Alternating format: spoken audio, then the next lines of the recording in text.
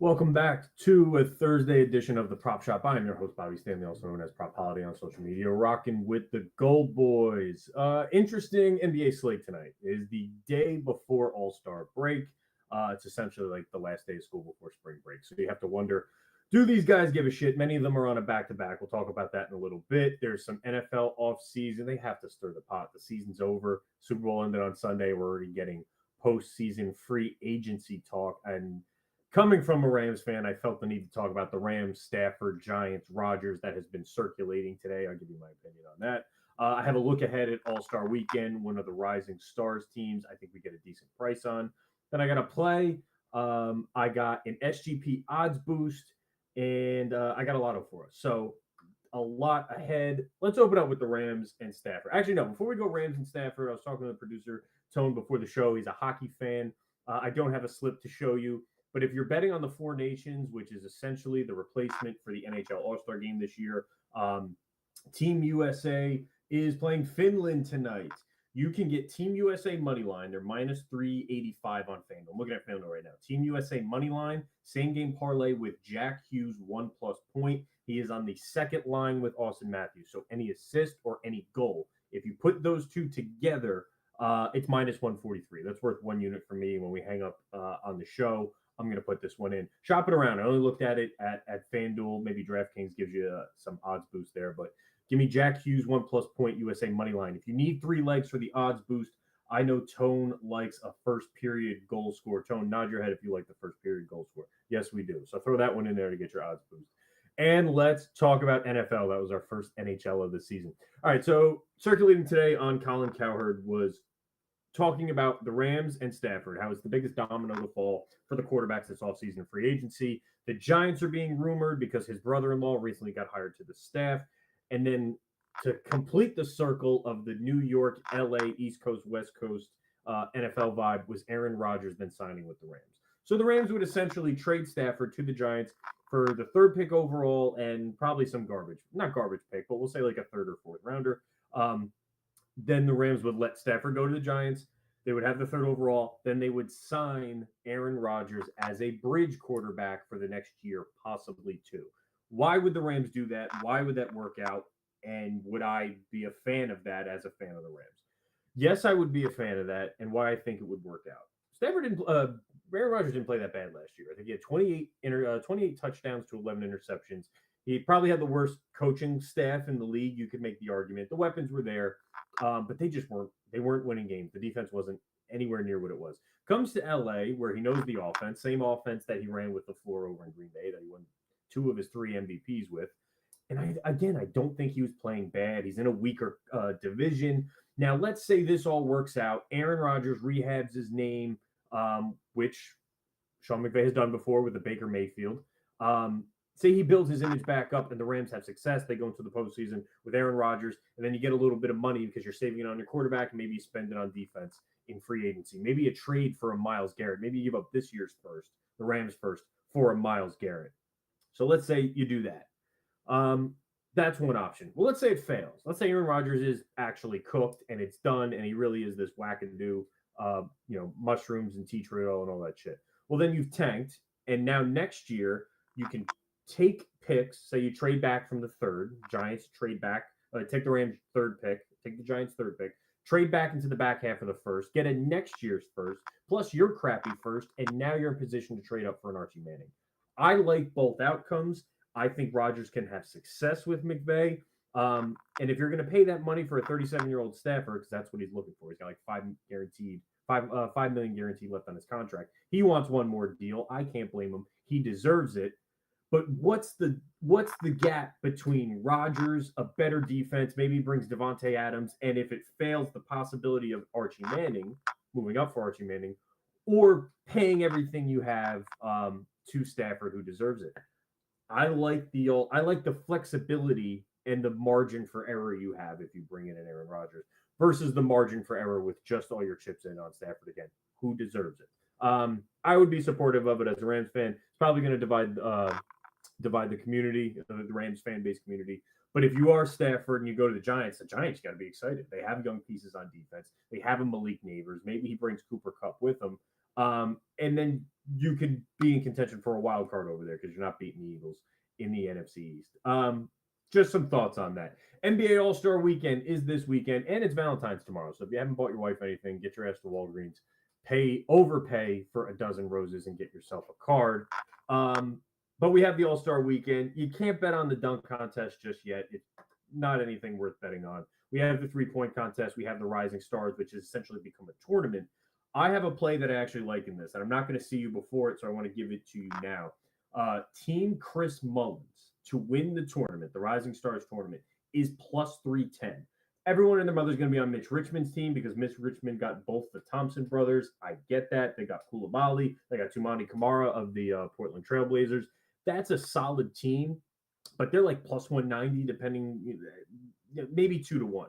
At 3-1, I'm getting Stefan Castle, a pissed off Dalton Connect, Jalen Williams, Keontae George, Zach Edey, Trace Jackson Davis, and Ryan Dunn of the Phoenix Suns. I think it's a good mix as far as a roster is concerned of guards, some size in the paint and rim protection, and then swingmen in Stefan Castle and Dalton Connect. So I would take Mullins' team at plus 310. There's a G League team led by Mac McClung, run by Jeremy Lin. I would pay no mind to that.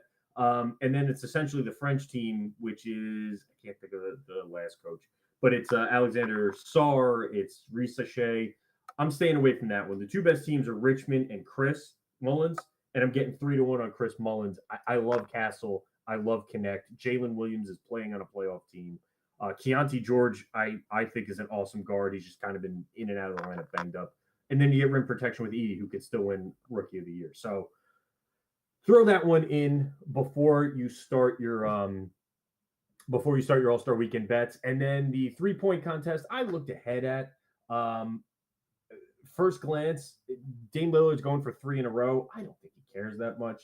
I'm probably going to go Cam Johnson. I think you can get Cam Johnson at 9-1. He is a pure shooter. Who else is in the field? I think Tyler Hero's in there. He's someone that would, intrigue pique my interest. Buddy Hield at 5-1. Garland at 6-1. Garland's not a three-point shooter. Get him out of there. Norm Powell, maybe. Tyler Hero plus 650. Interesting. Cam Johnson down to 7-1. Jalen Brunson 7-1. I wouldn't touch. Cade Cunningham 11-1. I wouldn't touch.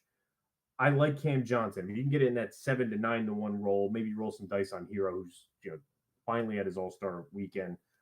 He could be a guy. Other than that, not much to touch. I'm going to start taking a look at round one scores. So if you follow me on Twitter, I'll give something out for All-Star weekend. Not touching the dunk contest, not touching the skills challenge either. The Cavs should win, but it's a matter of do they care or not. They have Evan Mobley and Donovan Mitchell, so they should win that one.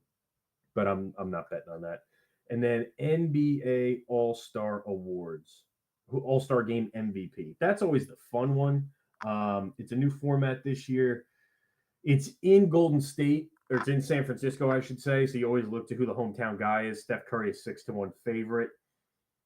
I would probably go with a younger guy. The older guys, I don't think they care. I don't think LeBron James cares. He's 8-1 to win MVP. He's got nothing to prove. I can't see him, giving a damn about this. Last year, I think, was Dame Lillard. He lit it up from 3, but Ant Edwards would be a guy. SGA would be a guy, and maybe Jalen Brunson. Try to stick with starters, I would say. Stick with starters over there. But other than that, I got nothing for you. Let's talk about tonight. Let's talk about the last game before All-Star Weekend. I like Domantas Sabonis of your Sacramento Kings. Over 18.5 points. I got it at minus 105. The line has since moved to like minus 115. I think you could still get plus 100 on FanDuel. Take a look. But near even money. Sabonis is not participating in All-Star Weekend. He doesn't strike me as the take the night off kind of guy. I say what you will about that. I think he's going to at least care. I don't know how many guys are going to care this close to the break, but Pelicans are on a back-to-back. Zion is out, opens up the paint, bodes well for Sabonis. He had 32 and 27 against the Pelicans earlier in the season, coming off a 16-point performance last night. Didn't get to the free throw line once. That's more of an outlier for me. Pels ranked 17th in defending the pick-and-roll man, and he misses this number with LaVine. He's only played 4 games with LaVine. He missed it against the Trailblazers. They ranked 2nd in defending the pick-and-roll man. He missed it against the Mavs. They ranked 8th in defending the pick-and-roll And then last night, he missed it against the Pels, but he didn't get to the free throw line much. I think he gets back to the free throw line against his Pelicans defense, ranked 17th in defending the pick and roll. He had 20 last season, the game before All-Star weekend. I don't think that matters that much. I just wanted to see, did he play a full amount of minutes? I think he played 33. Did he shoot a decent percentage? Did he give a shit? Yes, he did. So I like Sabonis over 18 and a half points against a weaker Pelicans team in the paint without Sabonis. He ate up Messi, the rookie center. I think he's going to do it again tonight. He's got a better mismatch. Sabonis over 18 and a half points.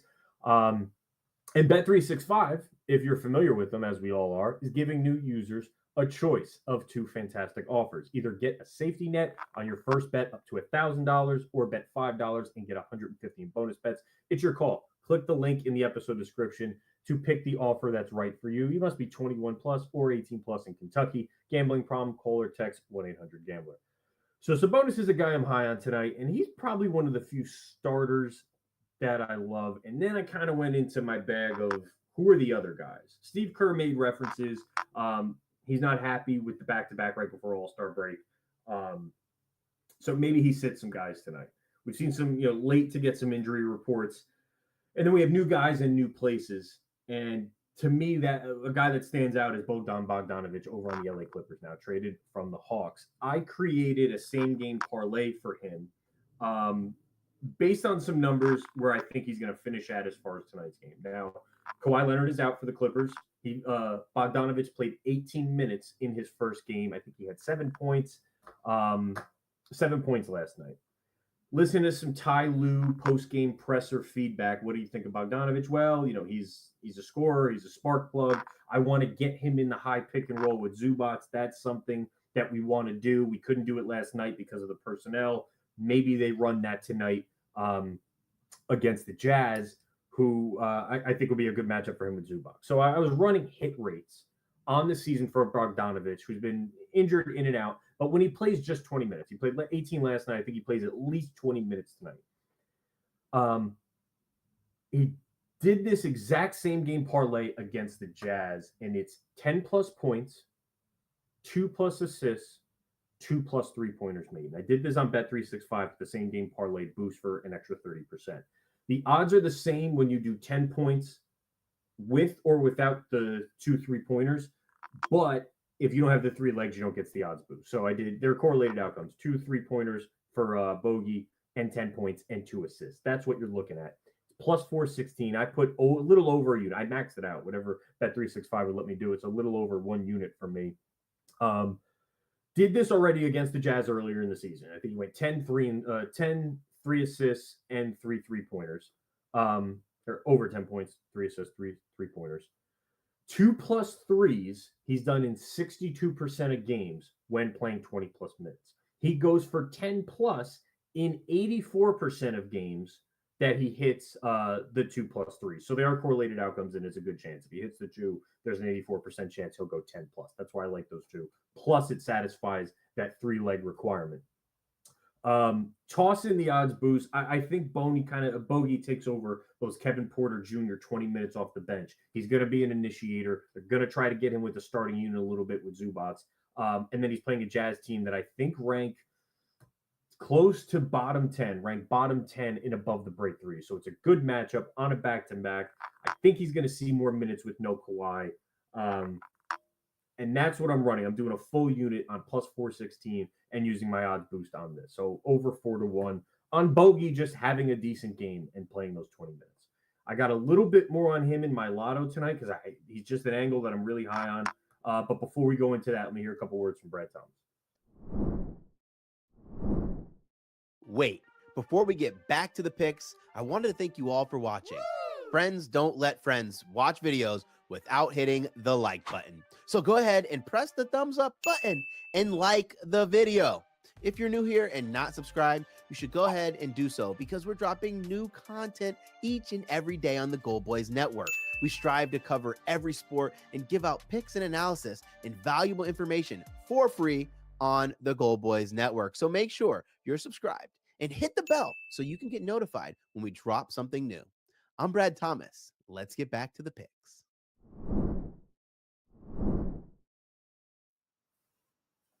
All right, let's close the show on some crazier odds, nothing too crazy.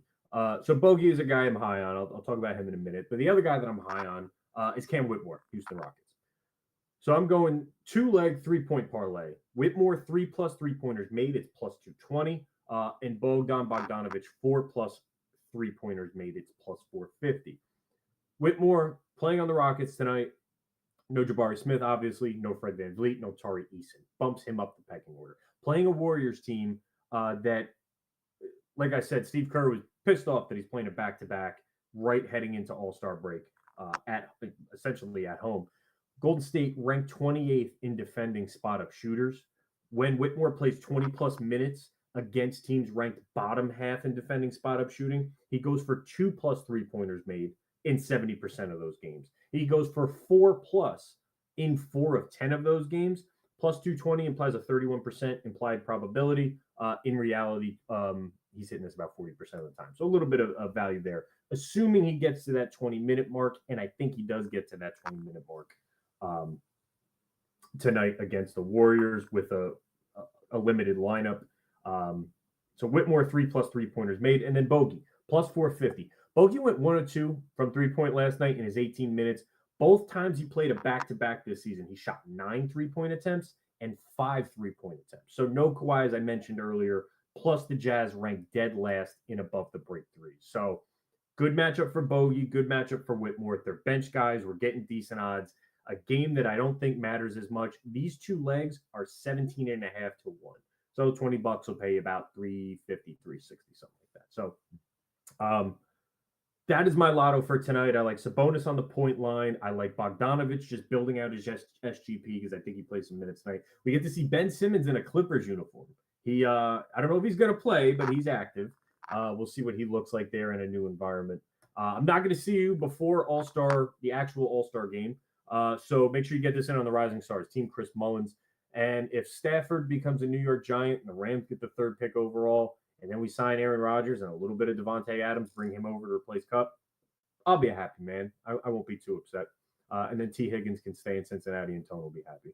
Guys, I will see you Saturday or Sunday. We haven't decided yet, but I'll see you this weekend for Prop Shop Live. Stay tuned. Follow me on Twitter at PropHolliday, 2 L's, and best of luck.